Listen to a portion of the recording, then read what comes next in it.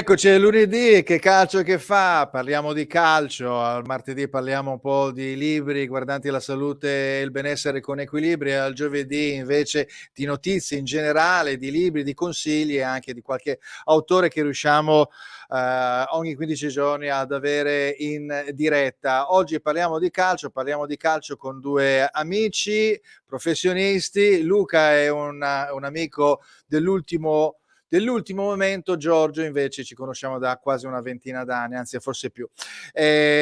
Li presenterò tra un attimo, perché dobbiamo nel frattempo mandare un piccolo spot per ciò che riguarda la Profenice, che è questa società che realizza e produce degli ottimi integratori non solo per lo sport ma per lo star bene, appunto sport, salute e benessere, e sponsorizza ovviamente anche la rassegna di equilibri del martedì. Un attimo.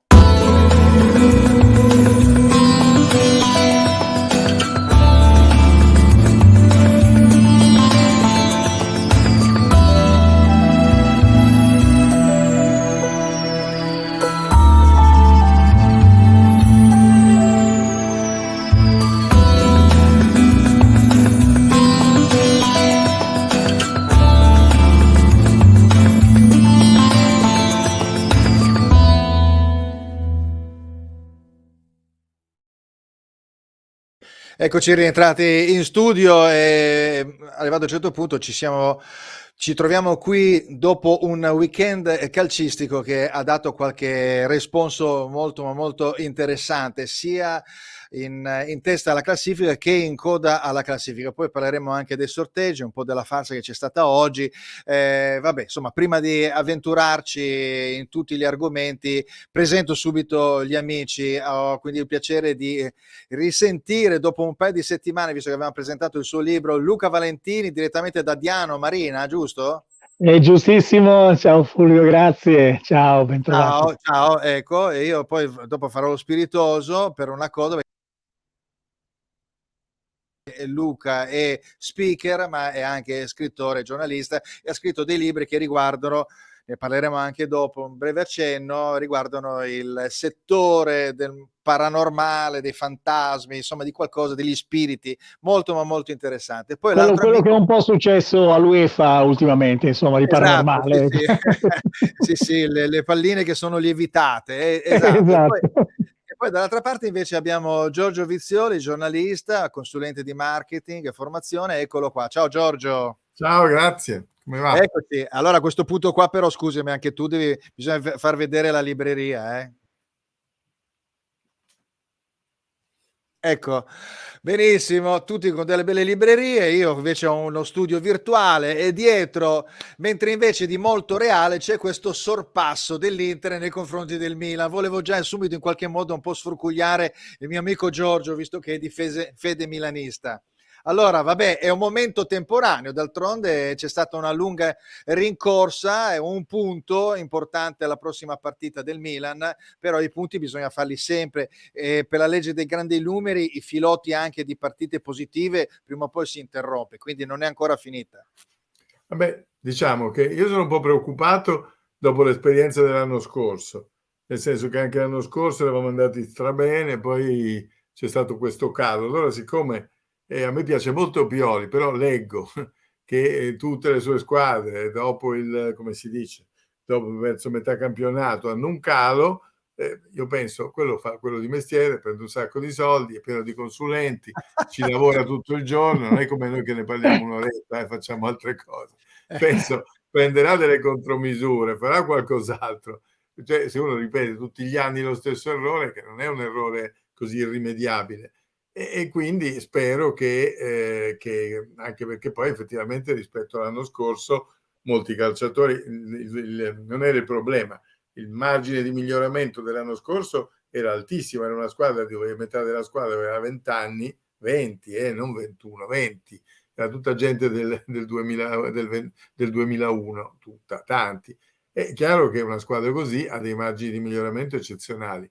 Tonali è esploso, come ci si aspettava, era prima che era sotto livello, e altri giocano bene, altri tipo Calabria, che è un pochino più grande ma di poco, si sono fatti male, ed è anche questo fatto che... Giorgio, scusami, io ti interrompo perché dobbiamo essere abbastanza veloci, però è anche vero che non è che è sempre colpa di un allenatore, perché dopo alla fine, se le cose vanno bene, Pioli è bravissimo, poi dopo alla fine c'è un problema, un calo, e Pioli non capisce niente. Io credo non è che non capisca niente. Ci sono tanti infortunati in questo periodo.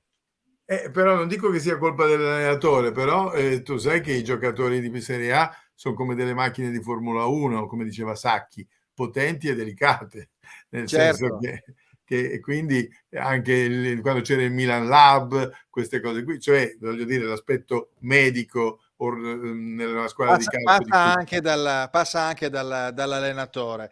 No, dall'allenatore e dal suo staff. Vabbè, niente. E io invece ci sono delle scusanti indubbiamente. Ho visto la partita del Milan, devo dire la verità che il Milan in questo momento aveva 4-5 giocatori molto importanti fuori, però l'Udinese ha capito come far fronte perlomeno al Milan di questo periodo, giocando molto a corte, giocando a 5 dietro, a 4 a centrocampo, con un'unica punta che andava nello spazio, Beto, molto fisici, perché è una squadra molto fisica. Luca, secondo te deve Pioli, visto che Giorgio ha in qualche modo indicato Pioli come parte responsabile, dovrebbe cercare a questo punto di scardinare un po' affiancare diciamo al modulo del 4-2-3-1 forse anche qualcosa di nuovo, perché altrimenti le squadre vengono conosciute, no? nel tempo, no?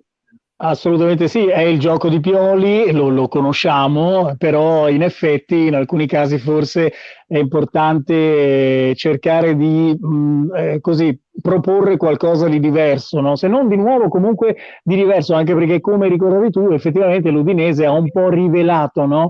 Nella partita di domenica quelli che possono essere quelle che possono essere le debolezze del Milan, che però devo dire la verità, io sono rimasto io da interista sportivo ammiro moltissimo da tanto tempo un giocatore del Milan in particolare che è Ibrahimovic.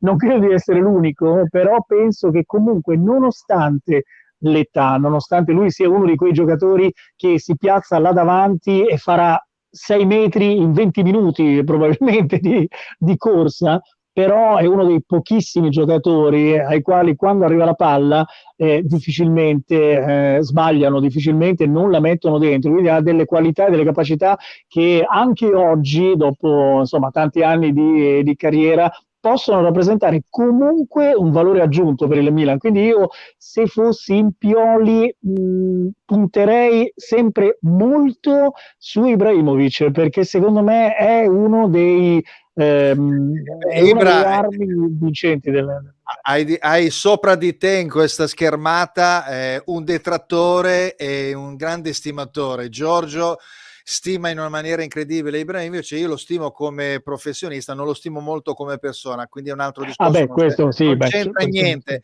però è anche vero che è un giocatore che l'altro giorno anche a livello di esperienza 2 o 3 cose le ha fatte. Bisogna vedere se nel computo generale un centravanti di questo tipo alla fine serva poi così tanto, no? Perché quel modulo lì ha fatto un gol bellissimo, appunto, diciamo. no, ma certo, infatti voglio dire, Beto è molto meglio, c'ha 23 anni, grande e grosso, corre così, però alla fine ha fatto un gol lui, ha fatto un gol l'altro, quindi però la partita di Beto è stata una partita di grandissima sostanza, perché ha corso per 4 lì davanti, andava negli spazi, insomma Ibrahimovic è uno che tocchetta. Ne ha fatto uno però.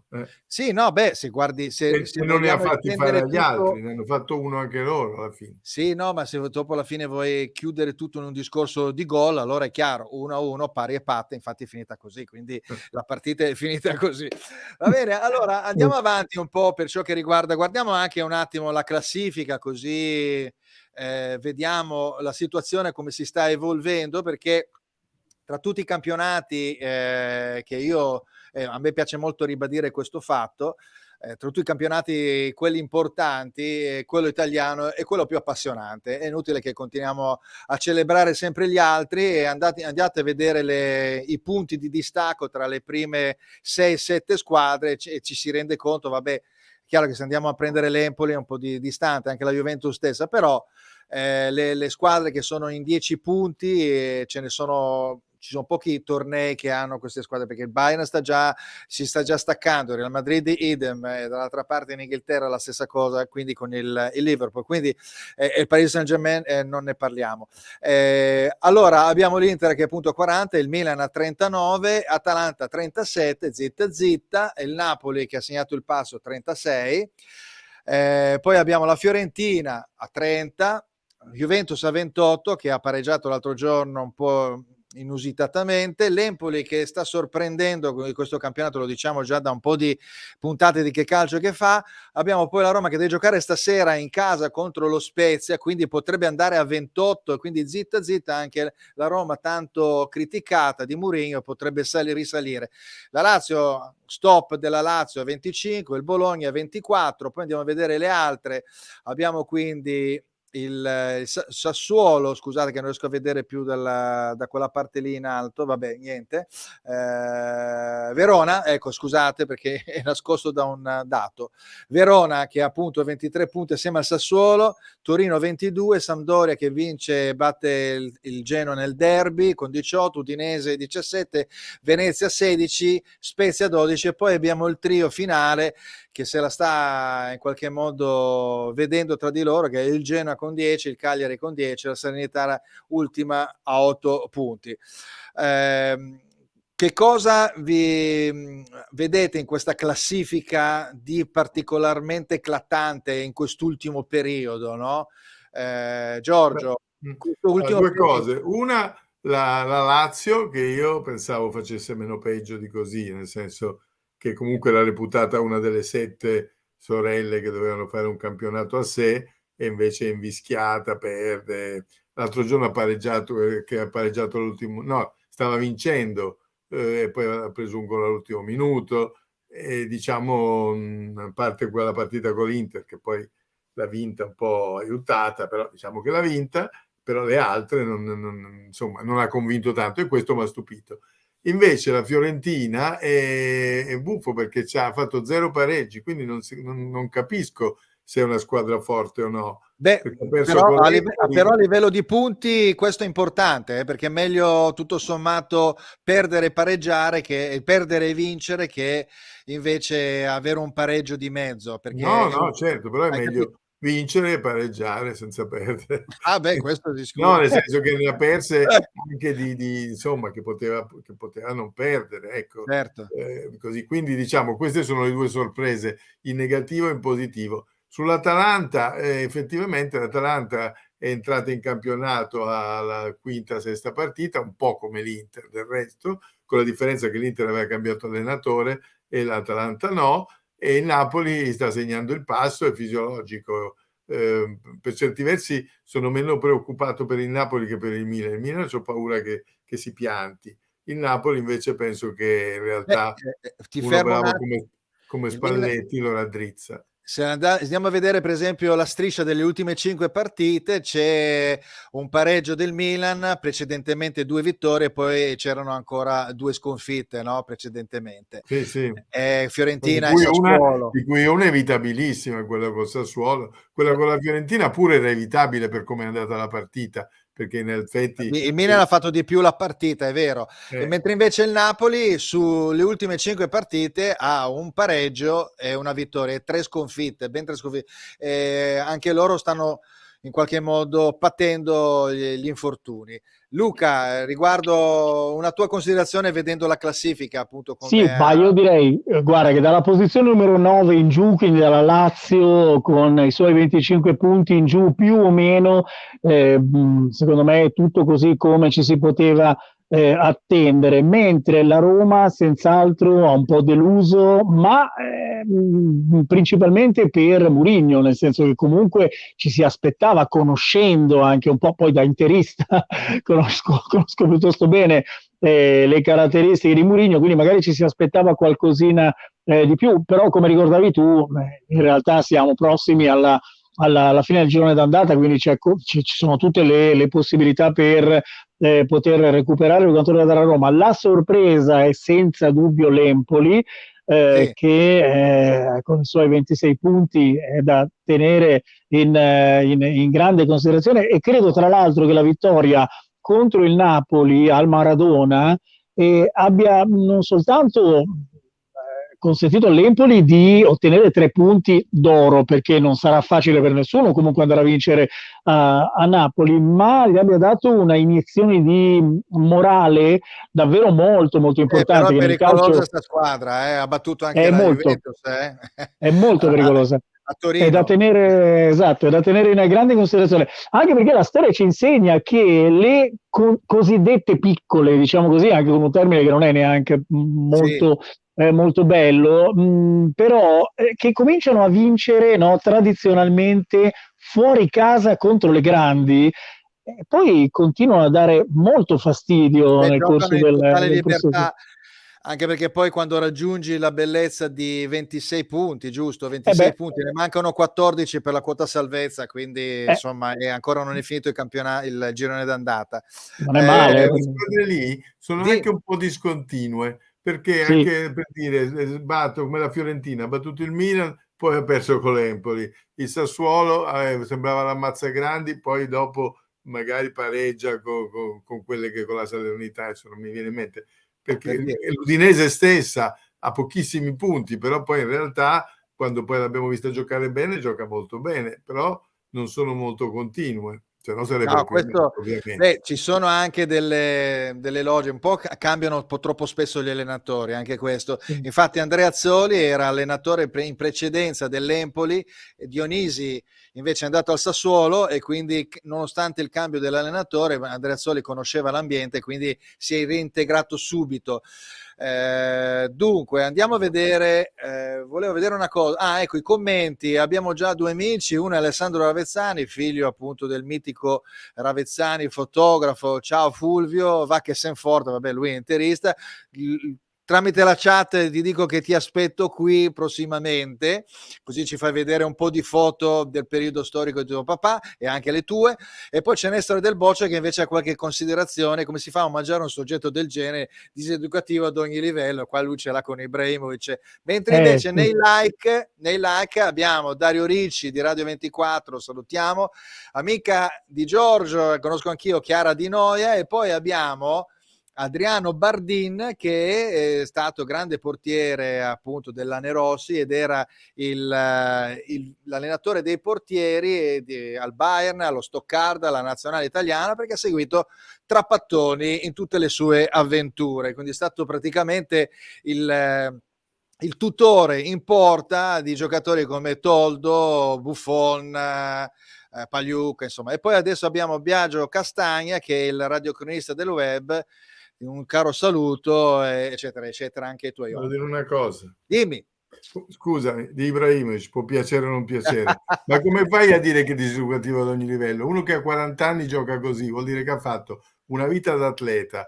Come persona non è scusate, vabbè, un donnaiolo come tanti altri, c'è una famiglia, una persona rigorosa, è un professionista serissimo. E quando va in TV lui dice sempre, io faccio quello che dice il mister, che sarà forse non vero, ma è d'esempio per tutti i ragazzi, che quanti ragazzi si sono persi nelle carriere, anche alcuni ragazzi che sono giovani adesso, uno Infatti, per tutti, perché non fanno vita da atleta. allora, Quindi se tutti può non piacere che faccia lo sbruffone, ma quello poi è un personaggio. Ma a parte quello, è educativo sì, perché diciamo, se tutti giocassero al suo livello in Serie A, in Coppa Campioni fino a 40 anni, vorrebbe dire che tutti farebbero una vita diversa, non si sarebbero fatti bene, no, inoculare no, dai no, va bene, no, caprini. ma questo l'abbiamo capito, il pensiero ormai lo conosciamo di No, ma non è Giorgio. un'opinione, è che è sbagliato dire questo, perché ce ne sono altri. Forse Maradona poteva essere diseducativo, io lo amavo tantissimo, però sicuramente non era educativo,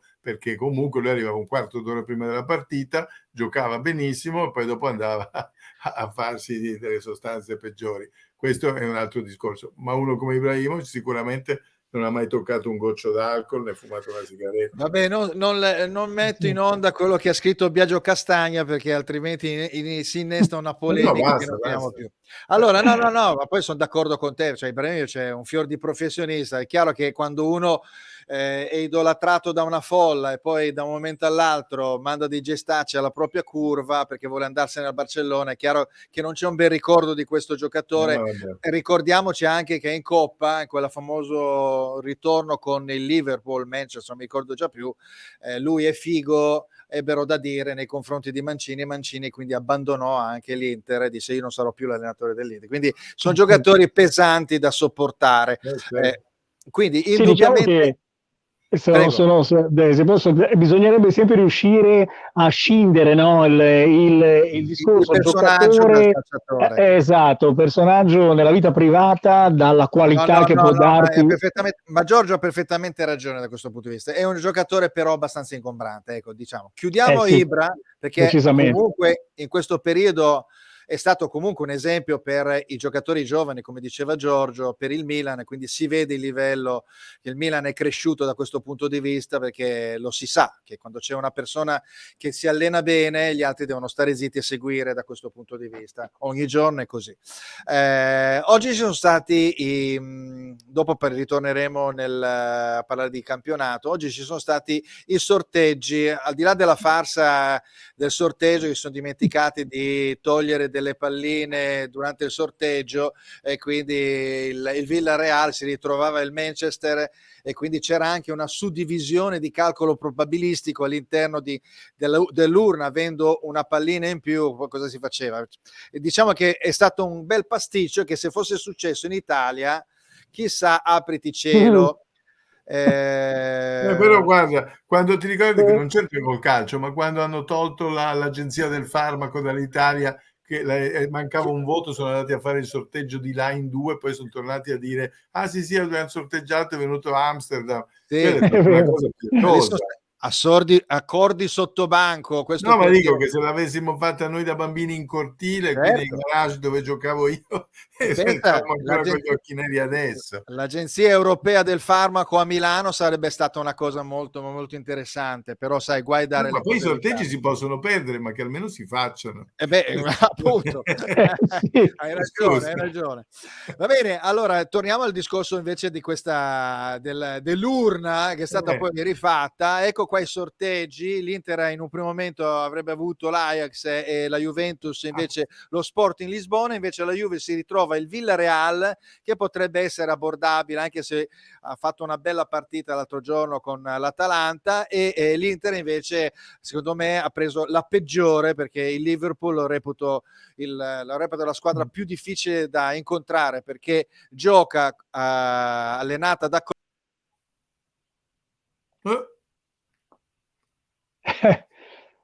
Eccolo. Torna Fulvio. Ha parlato del Liverpool. Quando parla del Liverpool, quando si parla del Liverpool, sono qua. Purtroppo ho un mouse molto sensibile, basta un attimo ed esco fuori io dalla trasmissione, però almeno ci sono gli ospiti che vanno avanti, questo è positivo, no? Allora, tornando al discorso, non mi ricordo più cosa stavo dicendo. Stavi dicendo che il Liverpool è la più difficile di tutte. È la più difficile di tutte dal mio punto di vista, però perché marcare quelli davanti sono molto veloci e poi Klopp gioca un po' all'italiana di rimessa, quindi gioca nel nostro stesso territorio. Guardiamo un attimo le altre partite, poi voglio sapere il vostro pensiero. Salisburgo-Bayern, Atletico Manchester United, e questo è importante, Benfica Ajax, Inter Liverpool e poi Sporting Manchester City, Villarreal Juventus, Chelsea Lille e Paris Saint-Germain Real Madrid, e questa è una partita pesantissima. Giorgio, le italiane e poi un pronostico, dopo facciamo il giro, sentiamo dopo Luca e poi facciamo di nuovo il giro sulle altre partite. Allora, le due italiane. Allora, dunque, sì, è vero, secondo me il Villarreal è abbordabile, però la Juve è molto discontinua, per cui se la becchi nella serata scarsa perde con chiunque, come ha fatto del resto. Secondo me il Liverpool, sì, sicuramente è una delle più forti. E Klopp è molto bravo, è anche simpatico, devo dire, però, sai, poi alla fine bisogna anche vedere in che periodo dell'anno siamo, a che punto è, quanti punti di vantaggio avrà l'Inter a quel punto lì e come riesce a giocarsela. Perché secondo me da qui alla fine del campionato l'Inter se ne va, perché le altre si affrontano tra di loro, al massimo gli rimane l'Atalanta un po' attaccata, ma se vedi il calendario l'Inter chiude bene. Poi c'è tutto il girone di ritorno, però insomma dipende dal periodo dell'anno, dipende però secondo me, sai, sono le 2 partite secche, tutto è possibile. Beh, hai ragione Giorgio, il periodo dell'anno è importante perché a febbraio-marzo cambiano le cose, no? L'Inter stessa del triplete incontrò il Chelsea dopo essere passata per il rotto della cuffia nel girone, quindi ma ci sono Poi tantissimi a me piace esempi. molto Inzaghi, devo dire, mi sta simpatico, mi piace, forse perché mi piace da suo fratello, ma anche lui mi sembra un'ottima persona e insomma non E fa, la non fa, Juventus? non fa la Juventus è, purtroppo il tifo non lo so, a me non piace, non mi piace la Juventus. No, vabbè, però Non mi vabbè. piace la Juventus, mi piace Allegri per dei motivi simili a quelli per cui agli interisti non piace Ibrahimovic, Ecco. per cui di fatto non voglio dire che così, però mi è indifferente, mettiamola così. La Ok, Juventus mi è Luca, assolutamente indifferente. allora abbiamo sentito tra indifferenza di Giorgio e ovviamente invece una simpatia per Inzaghi. Luca, invece il tuo pensiero, dai, un piccolo anche Sì, pronostico. ma su italiane direi che per quanto riguarda la Juve sono d'accordo con quello che ha detto Giorgio, direi la stessa cosa, la Juventus è estremamente discontinua quest'anno, quindi davvero è impronosticabile quello che potrebbe fare contro il Villarreal. Io Sì, lavoro in una radio, tu lo sai, posso dirti sì. con certezza quasi assoluta che Ambra tiferà Villarreal. Ecco, questa è l'unica cosa che ti posso dire. Però per il resto è davvero impossibile capire quello che potrebbe capitare durante quella partita. E l'Inter, e invece per l'Inter sono d'accordo con te, il Liverpool è una squadra ostica, difficile, dura, però c'è anche da dire una cosa, tradizionalmente le inglesi poi alla fine anche quelle più ostiche, più difficili, comunque noi siamo riusciti a superarle, non dico agevolmente perché poi insomma la storia ci insegna che ci sono stati momenti e incontri piuttosto complicati, però secondo me l'Inter di oggi è in una fase che è ascendente da tutti i punti Sì. di vista, quindi potrebbe arrivare ad incontrare il Liverpool se chiaramente, esatto, poi bisogna capire il momento in cui questo succederà, ma se le cose non cambieranno potrebbe arrivare ad incontrare il Liverpool in un momento in cui insomma tutto andrebbe a vantaggio dei nerazzurri. E per quanto riguarda Inzaghi, io devo dire la verità che sono stato piacevolmente sorpreso da Inzaghi, a differenza magari di altri ero un po' dubbioso su Inzaghi all'inizio quando è stato scelto, Sì, arrivando a un Conte, no, che ti dava delle certo. sicurezze, insomma aveva un carattere, anche un'immagine di un certo tipo, e Inzaghi è molto più tranquillo, molto più soft, se vogliamo mettere così, però sta dimostrando di avere delle qualità, delle capacità con una squadra ovviamente insomma che ha anche delle qualità essa stessa importanti, per cui è un campionato interessante da questo punto di vista. Bene, bene, sono contento che anche il pensiero sia condiviso da questo punto di vista. Vediamo invece le altre partite, andiamo a vedere un attimo, riprendiamo la slide. Beh, Salisburgo-Bayern, credo che qui non ci sia molto da dire, no? Cosa dite, no? Beh sì, c'è un grosso stacco tra quelli che sono finite prima nel girone, che quasi tutte l'hanno vinto a 15, a 18, tranne Sì? alcune, no? E invece sono pochissimi, per cui le seconde arrivate sono veramente delle teste di serie numero 2, tranne alcune. Per cui in effetti anche quella lì del Lille, sembrano lo Sporting, sembrano tutte delle vittime predestinate. Sì, nonostante il Lille sia arrivato primo e il Paris Saint-Germain primo, il Real Madrid, no, scusami, no, ho detto una cretinata, il Real primo col Paris Saint-Germain secondo. Ecco, questa partita cosa rappresenta? Qual è, secondo voi è una partita dove c'è da una parte Ancelotti che conosce il calcio francese, conosce il calcio spagnolo, sa come imbrigliare probabilmente la squadra francese, però dall'altra parte c'è Messi, e quindi Messi, Mbappé, insomma.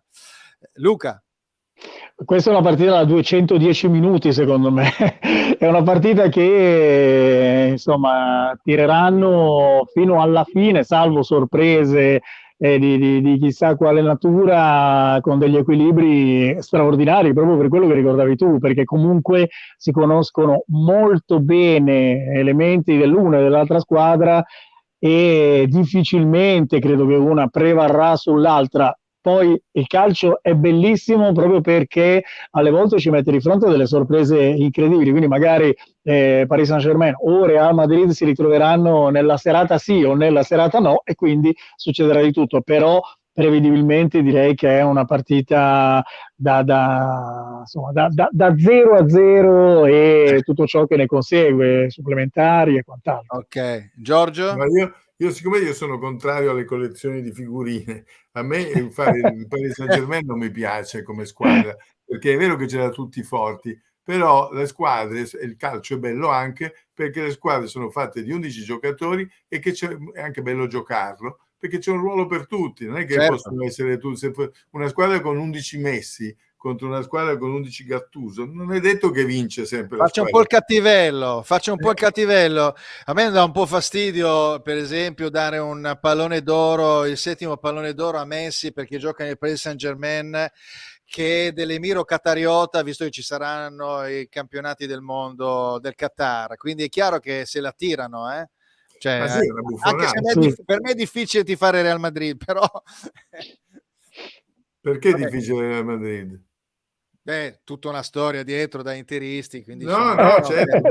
è un'altra squadra che non è tanto distante da un punto di vista, diciamo, di aiutini da casa. No, quello è vero, quello è vero. Anche la storia dell'Atalanta dell'anno scorso è stata veramente una porcata. Scusate lo so, purtroppo questo è un argomento a me molto caro, che ci trattano sempre a pesci in faccia.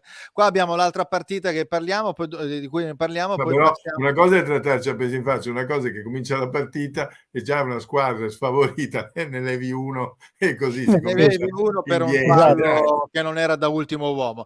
Senti, il Atletico Madrid, Manchester United. Questa è un'altra l'Atletico è un po' interessante. scarso, anche se mi piace molto Simeone, però quello che ho visto nel girone non è una gran squadra, perché in realtà il Milan l'ha presa a pallonate tutte e due le volte, Direi. sia all'andata che al ritorno. All'andata è finita male per quei motivi che sappiamo, e al ritorno pure. Di fatto è stato non so, ha beccato quel jolly nella partita col Porto, ma per il resto secondo me è un po' arrivato al capolinea con dei suoi uomini decisivi. Luca? Sì, credo anch'io. Il Manchester non dovrebbe avere grandissime difficoltà a superare l'Atletico Madrid. In realtà penso che non ci saranno grossi problemi. Ovviamente l'Atletico è una squadra importante, è una squadra che ha fatto anche del bel gioco, però in questo momento penso anch'io come Giorgio che non ci dovrebbero essere grossi problemi per il Manchester per superare il tutto. Ecco, il Biagio Castagna dice, infatti proprio Real Madrid chiese oggi, dopo il sorteggio che è stato annullato, di non modificare il loro sorteggio, perché fino a quell'estrazione il Real Madrid aveva, non mi ricordo più quale squadra, che era più abbordabile. Adesso hanno beccato per il Saint-Germain. Vabbè, insomma, certo. vabbè, d'altronde... Non ho capito il senso di questo. No, perché il Real Madrid, sì, certo, il Real Madrid aveva subito avanzato un suo presunto diritto, no? Era il Benfica, grazie a Biagio, aveva un diritto, no? Nel senso che fino a quel momento le estrazioni erano state regolari, no? E allora in realtà bisogna ripristinare quelle successive. Insomma, un bel casino. Vabbè, chiudiamo questo discorso, cambiamo argomento. Anche perché il Benfica sappiamo che sono 7 milioni di anni che arriva secondo ovunque, quindi mi faceva comodo. La profezia. Esatto. La profezia del suo allenatore. Appunto. Esattamente, è vero.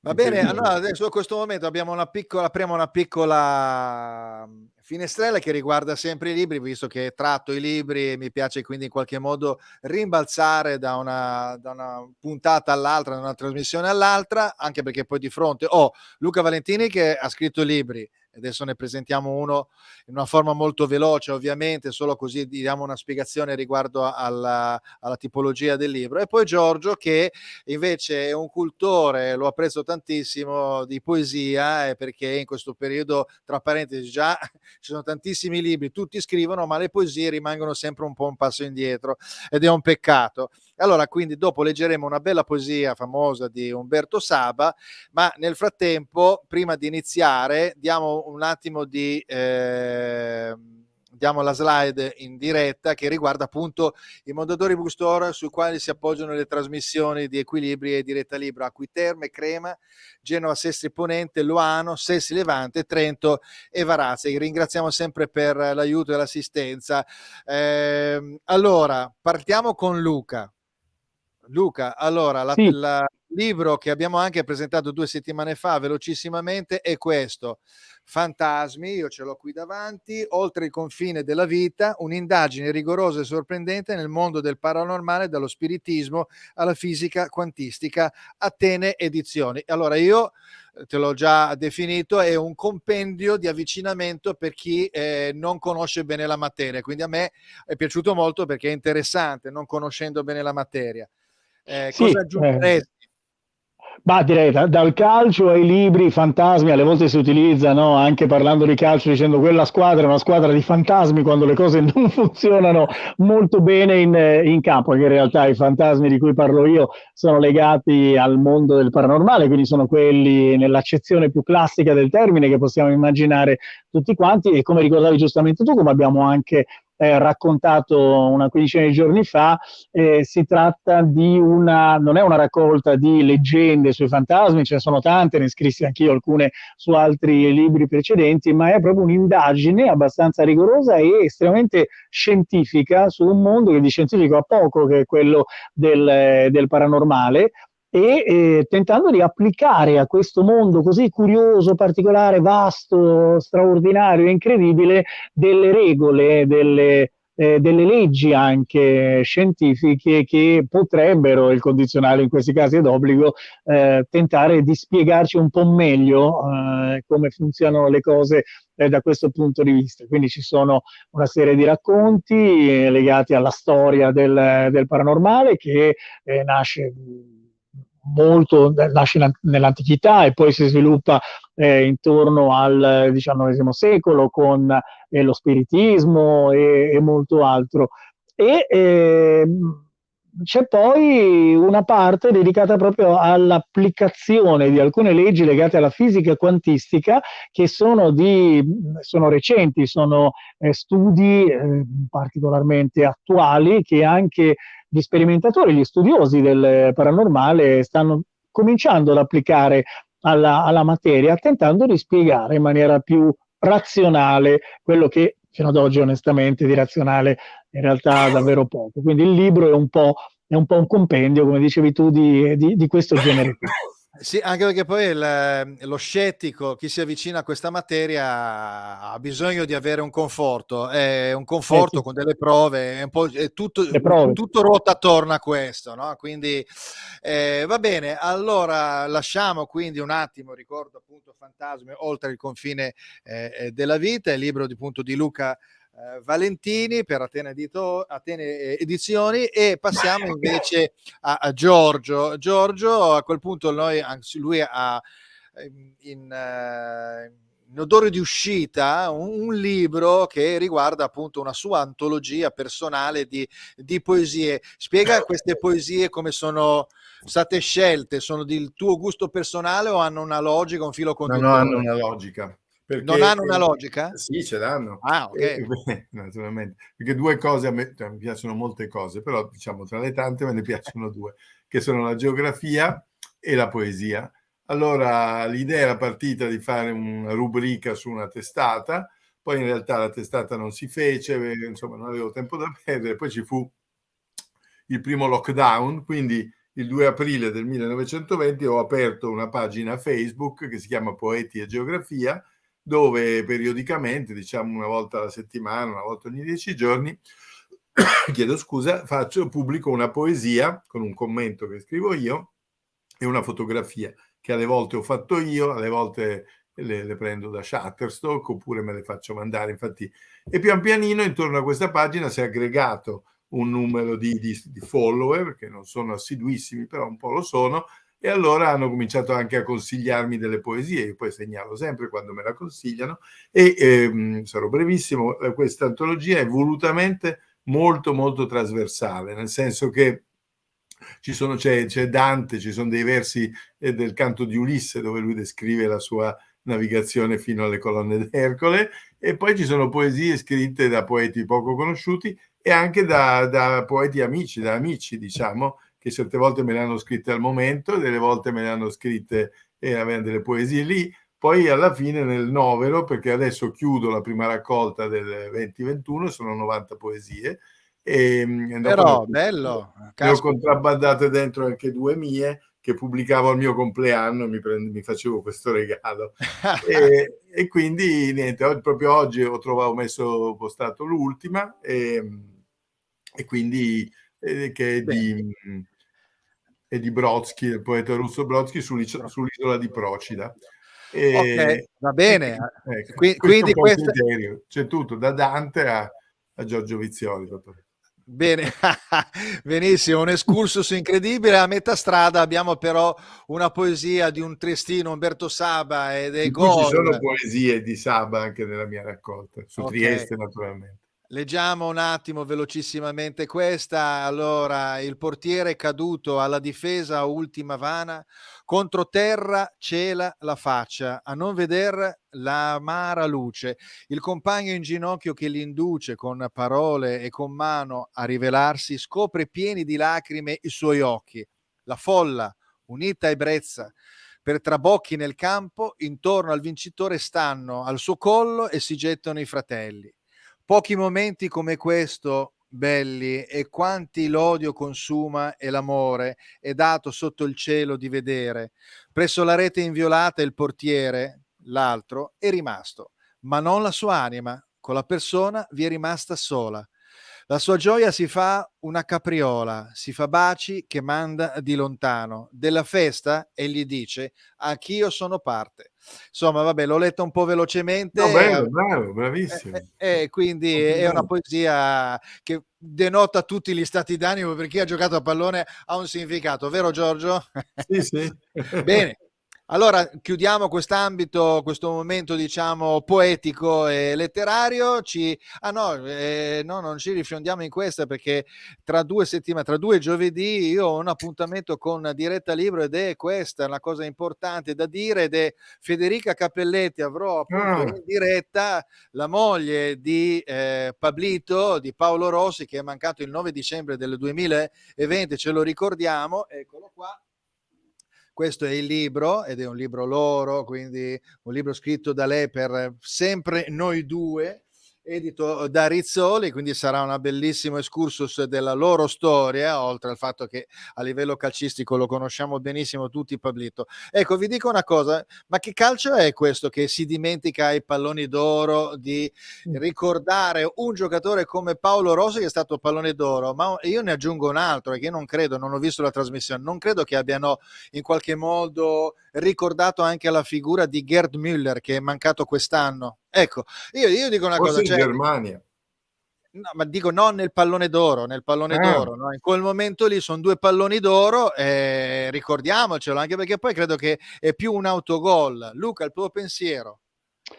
Sì, è un calcio moderno, ma nell'accezione più triste da un certo punto di vista del termine, che purtroppo pensa molto a tanto altro e dimentica quella che è la grande storia del calcio, che è quella di Paolo Rossi, ma è quella anche di molti di Scirea, insomma di tanti altri grandi campioni.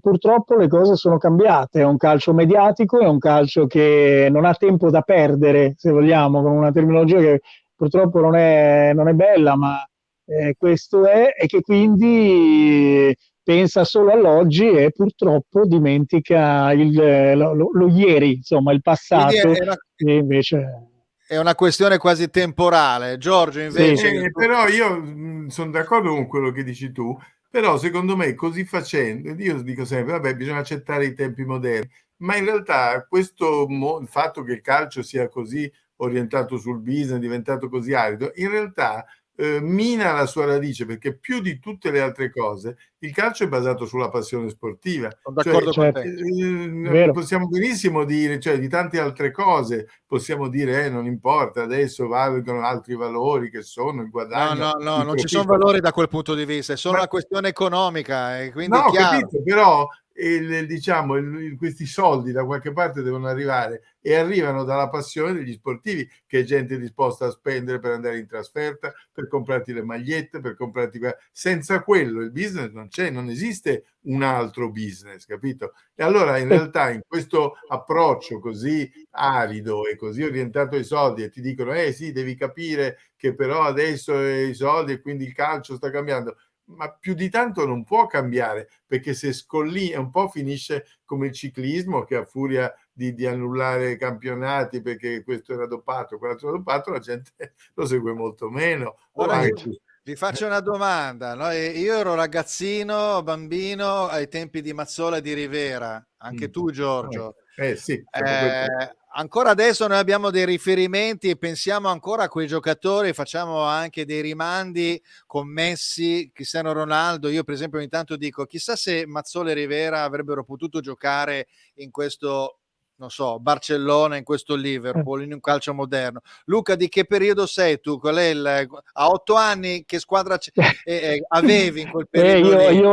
Io sono del 70, quindi nel 78 ancora ero agli Maradona, albori l'epopea di del calcio, Maradona. quindi ho iniziato negli anni 80, insomma, Epopea di 85 più o meno. Maradona, Matteus, Sì, Maradona, Platini. sì, assolutamente. Ecco. Rummenigge, insomma, vidi Allora io l'incredibile infortunio di Rummenigge a San Siro contro l'Ascoli in diretta. Ero a San Siro e lo vidi, lo ricordo ancora adesso, era alla mia sinistra, insomma, da dove mi trovavo io, appunto fece...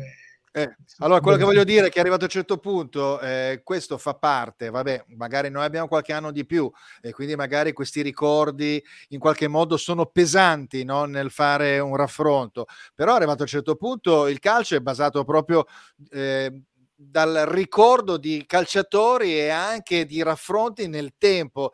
Quanto Messi può essere per un bambino di adesso, 8 anni, tra 30 anni, 40 anni, sarà il Messi così fondamentale da 7 palloni d'oro? Vi giro questa domanda perché io 5 palloni d'oro sono già troppi, io mi fermerei a 3, poi il discorso meritocratico, tutto quello che si vuole, però 7 palloni a fronte di 3 di Van Basten, a 0 di altri campioni come Maldini, ma ne dico anche tanti altri giocatori.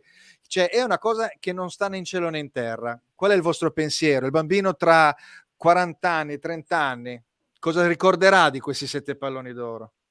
Allora, diciamo, le bandiere, secondo me, sono sempre state molto importanti. Una volta Galliani disse le bandiere non si comprano e non si vendono, poi compriamo Nesta e diventò una bandiera del Milan a sua volta. Cioè può capitare anche che delle bandiere cambino squadra e vengono accolte nell'altra squadra, insomma rimangono comunque delle personalità. Non è che tutti sono come Gigi Riva, per dire, che si vincolò al Cagliari e rimase lì, è chiaro che, oppure Rivera, che quando lo volevano vendere allora si comprò lui il Milan per non farsi vendere, per dire, queste erano però ripeto, si può anche cambiare squadra. Baggio ha cambiato tantissime squadre e nessuno l'ha mai considerato un mercenario, anzi più cambiava squadra pure un patrimonio di tutti, se vogliamo, no? Esatto. E poi quando è andato a Brescia ha fatto un fior di campionati, a Bologna ha fatto Bologna. campionati, e insomma veramente una persona, perché poi conta anche l'approccio, e quindi non è essere una bandiera.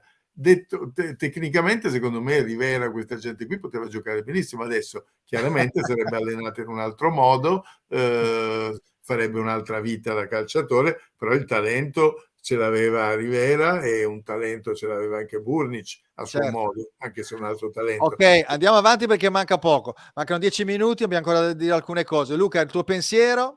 Sì, ma tra 40 anni D'accordo. sicuramente i ragazzini di oggi ricorderanno Messi come un grande campione, ma secondo me ricorderanno ancora Maradona e Pelé, nel senso che poi sono campioni intramontabili che anche i ragazzini di oggi già conoscono e tra 40 anni continueranno a immaginare e a ricordare, pur non avendoli visti. Non ho avuto, Pelé non ho avuto purtroppo il piacere di vederlo nemmeno io, Maradona sì, e li ricorderanno comunque come i grandi campioni di sempre. Lo stesso per i vari Platini, Del Piero, insomma, sono pochi poi i nomi dei grandi, veramente dei grandi campioni. E più o meno hanno fatto tutti un po' lo stesso tipo di strada, no? Che si è conclusa nel ricordo poi di un grande campione.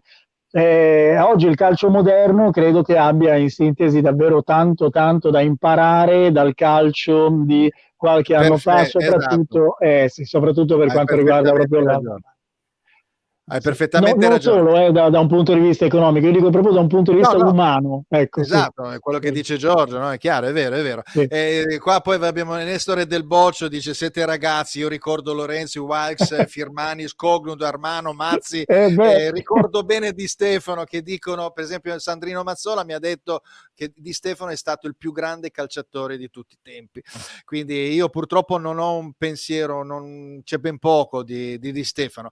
Andiamo a vedere, Noi l'abbiamo attenzione, intercettato nella finale Inter-Real Madrid. Ero sì. piccolino, ma ho un ricordo un po' così. Ah, allora invece io saluto Aurelinio Pedro Filio che è un amico di Caffelandia in Brasile. Ciao Fulvio, un saluto da Caffelandia che è vicino a San Paolo credo in Brasile e lui è un funambolo del pallone, nel senso che mi manda sempre i suoi filmati e lui con qualsiasi gli date un oggetto lui palleggia, che sia una ciliegia, che sia una pallina da ping pong, che sia anche un oggetto, va avanti, fa non so 400 palleggi o ti fa il giro dell'isolato. È un fenomeno mediatico. Lo salutiamo. Ciao Aurelino, grazie.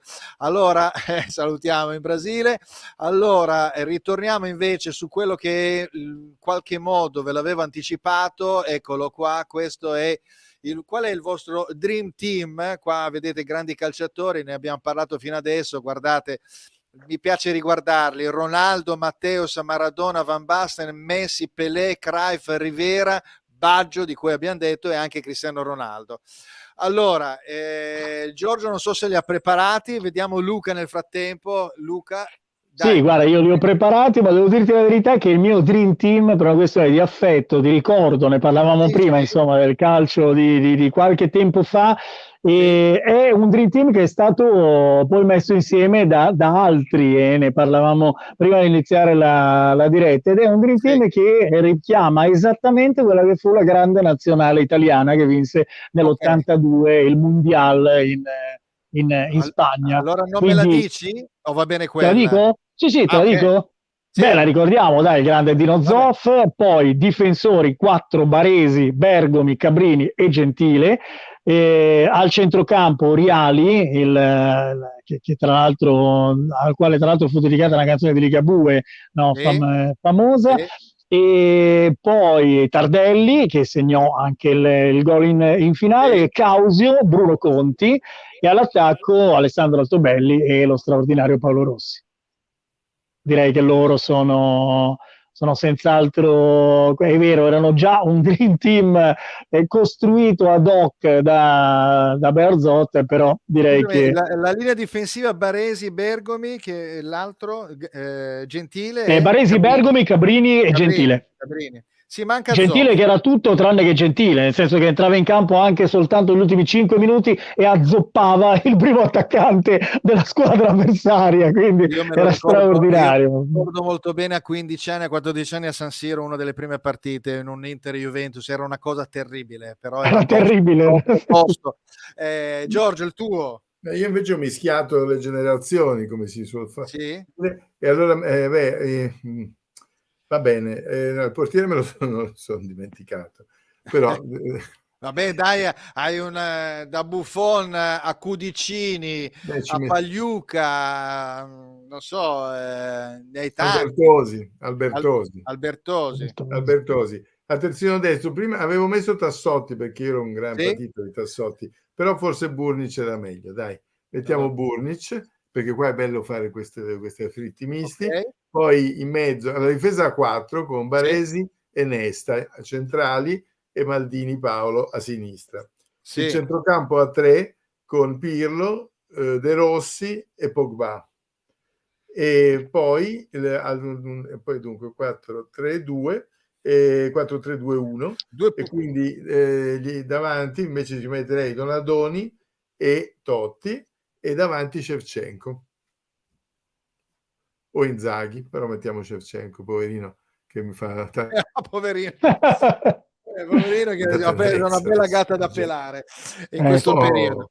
Oh, Vabbè, no, allora deve tirare il Natale, poi adesso con i soldi americani compreranno un po' di giocatori, però se ci arriva con 7 Se ci punti. arriva Natale.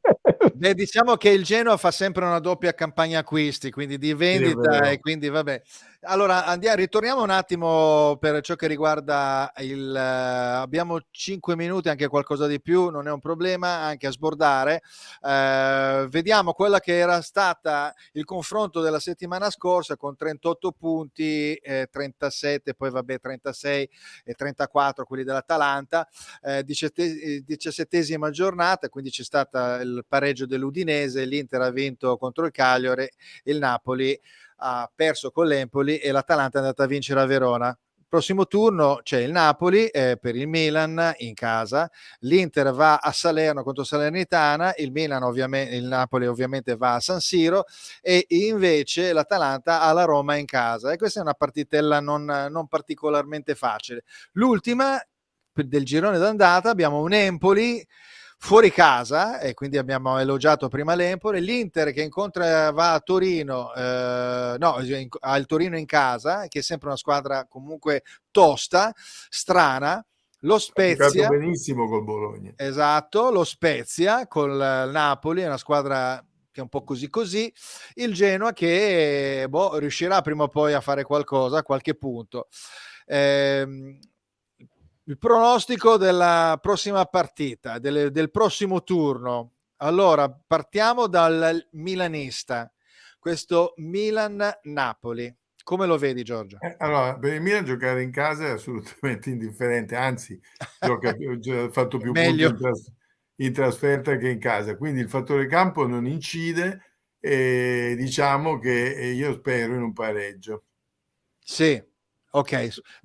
Un pareggio che, vabbè, sentiamo Luca intanto, il È tuo uguale, pronostico. direi anch'io, assolutamente. Un 1-1, guarda, ti dico anche, mi spingo oltre e ti do anche un Tu potenziale fai risultato. l'over. 1-1.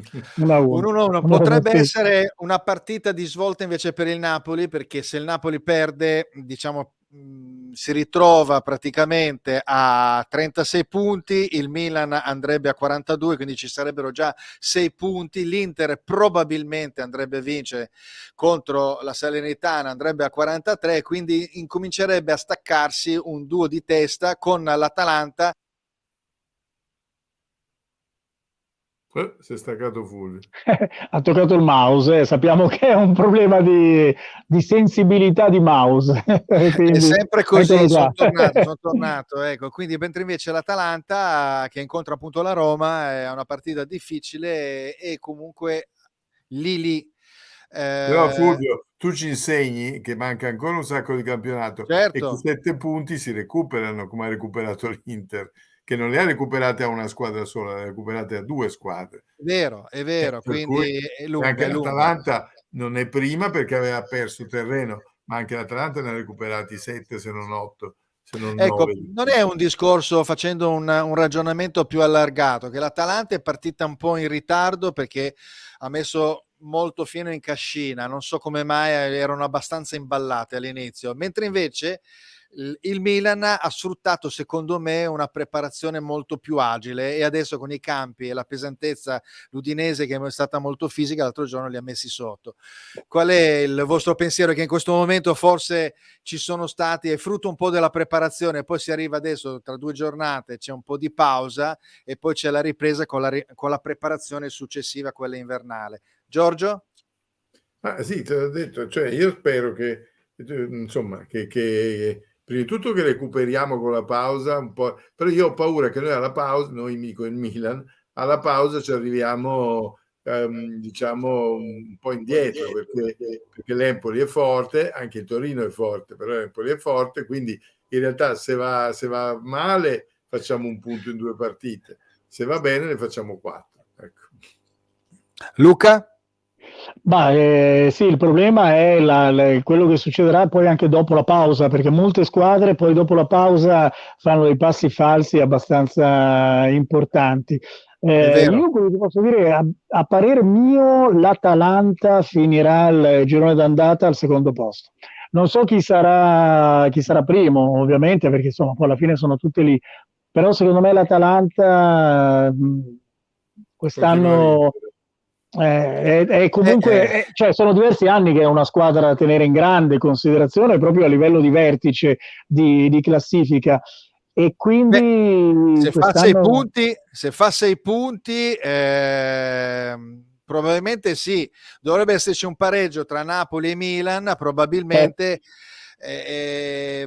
Poi il Napoli sarebbe comunque dietro l'Atalanta, il limite è il Milan che dovrebbe impattarsi con un pareggio magari ad Empoli, ecco, questa è una cosa. E poi comunque l'Inter, ragazzi, le partite si devono prima fare, con esatto. non è che con la Salernitana dopo vengono fuori sorprese, E ti ricordi quando il Milan è andato alla Spezia l'anno scorso, che si è andato per un piede solo, poi lo Spezia correva come dei diavoli.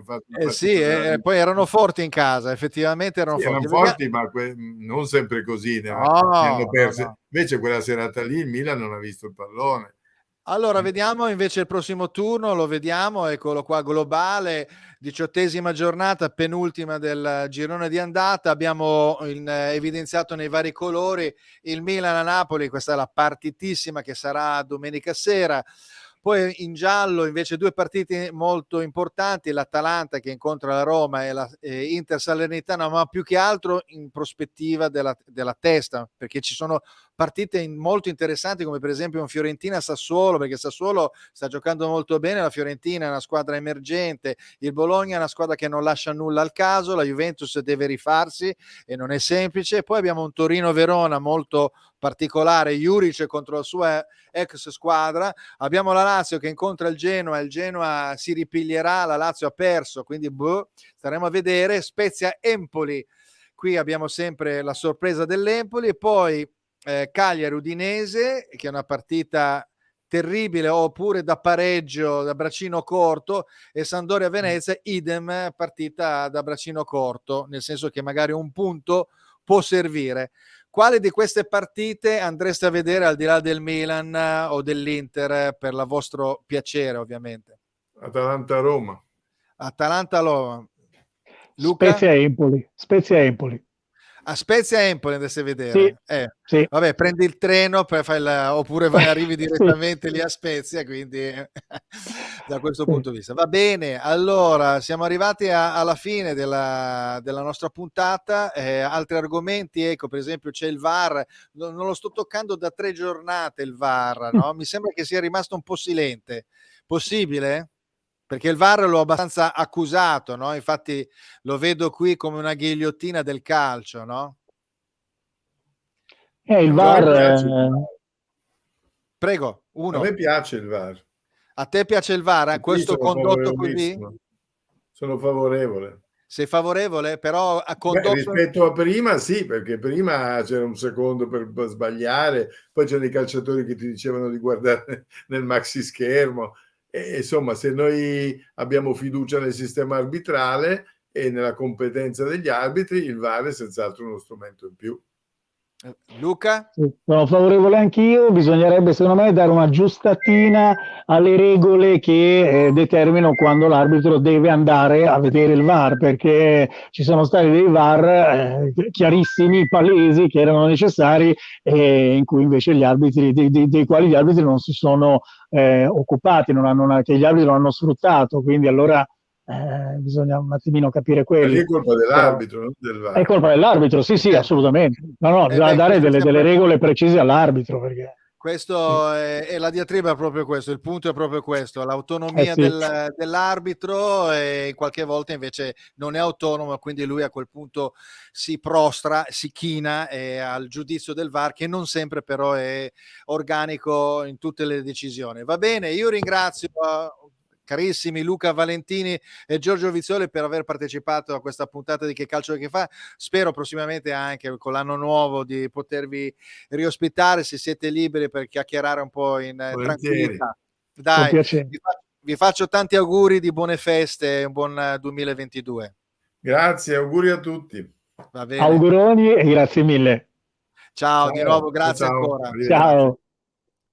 Eccoci, siamo arrivati alla fine della nostra puntata, abbiamo parlato un po' di tutto, due persone molto amabili a cui piace il calcio nella vera essenza, nella tranquillità dei nostri giudizi, e quindi a questo punto non mi resta altro che rimandare ai nostri appuntamenti, che sono appunto domani con Equilibri alle ore 17 e giovedì con Diretta Libro Sprint. Grazie ancora a tutti quelli che sono intervenuti. L'ultimo commento volante, Biagio Castagna che ci saluta, buon pomeriggio Fulvio, alla prossima, e Nestore Del Boccio, viva il VAR. E io dico viva il VAR, insomma, fino a un certo punto, vediamo un po', cerchiamo di migliorarlo. Ci vediamo settimana prossima, grazie ancora e buona serata.